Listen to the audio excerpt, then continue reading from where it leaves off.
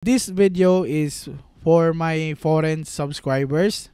So here's your request. Even though I cannot fluently speak in English, I will try my best to make you understand how to compute this corrected sounding. To my subscribers who requested this one, thank you for always watching my videos. So I hope you will understand what I'm saying. So let's go and let's get started. By the way, this presentation or this example is you will going to see this one on my book. Probably will be published this year. Stay tuned in my channel. I will announce when this book will be available. Okay? So enjoy watching.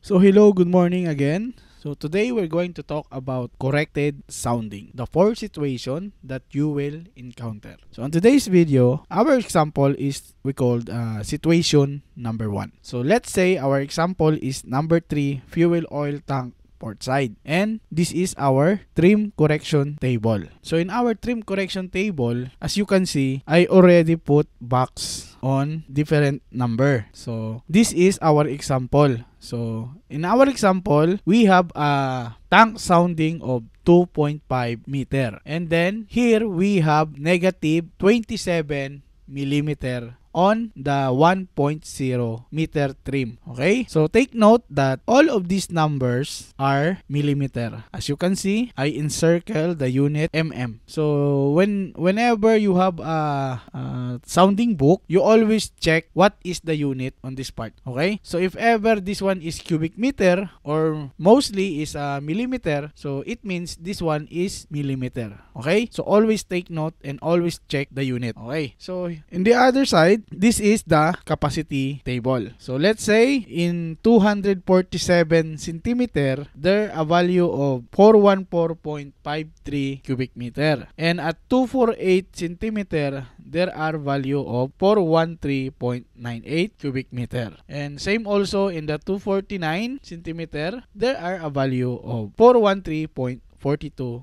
cubic meter. So as I've said while ago, our given is 2.5 meter sounding. And then we have a ship trim of 1.0 meter and the trim value for that is negative 27 millimeter. And the solution for that is present sounding plus trim value is equals to corrected sounding. So we are looking for the corrected sounding. Okay? So to make your life easy to compute, you should convert this 2.5 meter into centimeter. So when you convert this 2.5 meter times 100 centimeter divide 1 meter is equals to 250 centimeter. We all know that in 1 meter there are a value of 100 centimeter. So that's why we cross multiply, then this is our answer. Same also in the negative 27 millimeter and 1 centimeter there are a value of 10 mm. So we cross multiply again, so that's why negative 27 millimeter times 1 centimeter divide 10 mm is equals to negative 2.7 centimeter. So now we have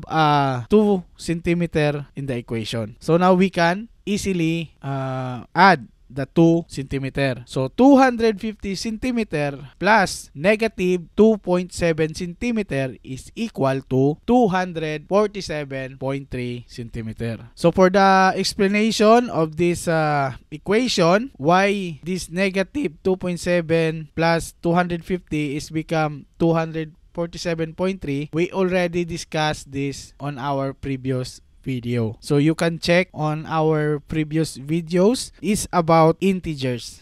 So you should know how to use integers so that you will understand how to compute or handle the negative sign on the equation. Okay, next. So now we have a value of 247.3 centimeter corrected sounding. So we will try to know what is the value of 247.3 centimeter. As you can see on the capacity table, there are no 247.3 centimeter. It only shows 247 and have a value of 414.53. So to know the value of 0.3, here's the solution. But before you do an interpolation here in the solution, you should know first the difference of each other. So first, you need to know the difference of 248 minus 247. So the difference is 1. And here's also in the 247.3 minus 247 is equals to 0.3. So here's the solution. So always take note the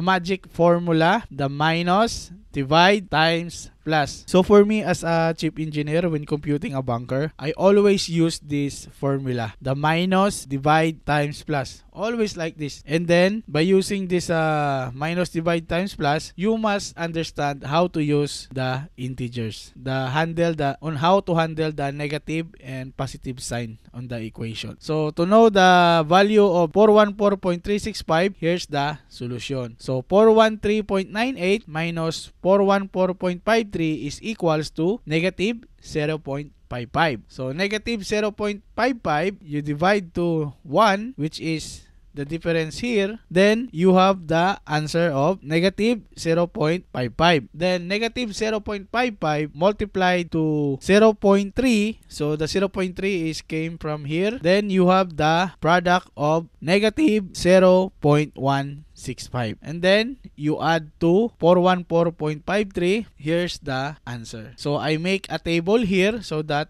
you will easy to understand that our answer is correct. So as you can see, in the 247.0, we have 414.53. And the 248, we have 413.98.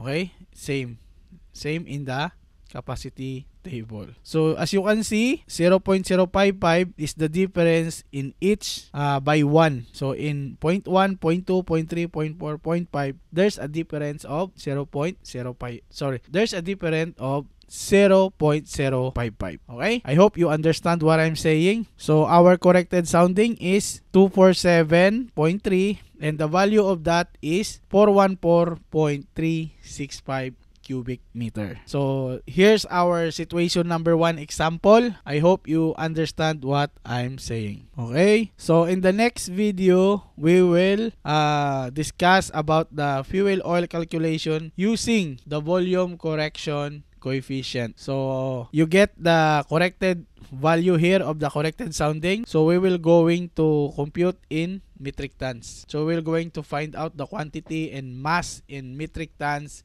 and quantity and weight in metric tons.